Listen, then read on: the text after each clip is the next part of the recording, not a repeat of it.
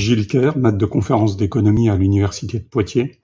Mes domaines de spécialité sont l'économie du tourisme et l'économie sociale et solidaire. Et dans ce cadre, je travaille plus particulièrement sur le tourisme social et solidaire et les pratiques vacancières des Français, quel que soit leur âge, qu'il s'agisse d'enfants, de jeunes, d'adultes, de familles, de personnes âgées. Les classes de découverte apportent des bénéfices multiples, d'abord sur les enfants.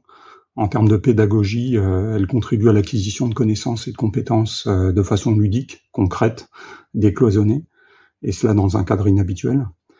Du point de vue du développement de l'enfant, la séparation des parents et la vie collective favorise l'autonomie, la socialisation, la confiance en soi.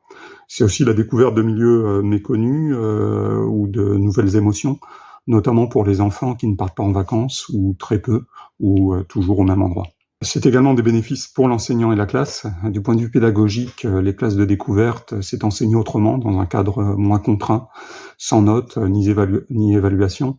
C'est aussi favoriser l'interdisciplinarité. Les classes de découverte permettent aussi de renforcer le lien élève-professeur et la cohésion du groupe classe en termes de solidarité, de responsabilité, de partage des pouvoirs. Les classes de découverte, enfin, c'est aussi fédérer et mobiliser les parents autour d'un projet dans sa préparation, mais aussi dans sa phase de restitution. Et puis, c'est aussi des bénéfices pour la société tout entière, en termes de contribution à la réduction des fractures sociales, culturelles, territoriales, religieuses. C'est aussi une façon de faire vivre concrètement les valeurs républicaines de liberté, d'égalité, de fraternité, et cela dans un esprit essentiel d'émancipation.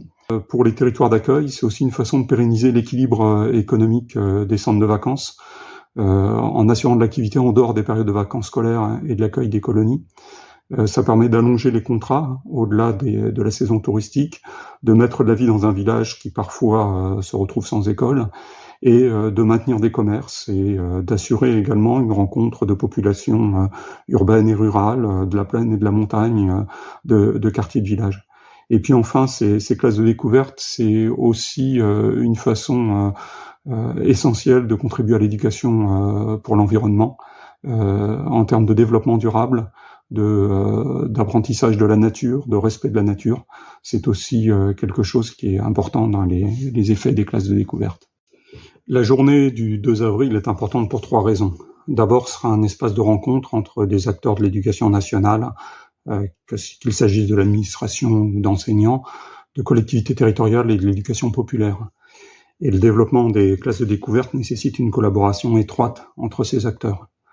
Ensuite, le contexte paraît favorable, avec une circulaire du ministère de l'Éducation nationale de juin 2023 qui affirme que tout élève, quel que soit son milieu d'origine, doit pouvoir bénéficier d'au moins un voyage scolaire au cours de sa scolarité obligatoire, et d'autre part d'une proposition de loi qui vise à relancer l'organisation des classes de découverte, proposition de loi qui a été adoptée par l'Assemblée nationale en février 2024 à l'unanimité des groupes politiques. Chaque année, c'est 20% des enfants qui ne partent pas en vacances, que ce soit avec leurs parents ou dans un autre cadre.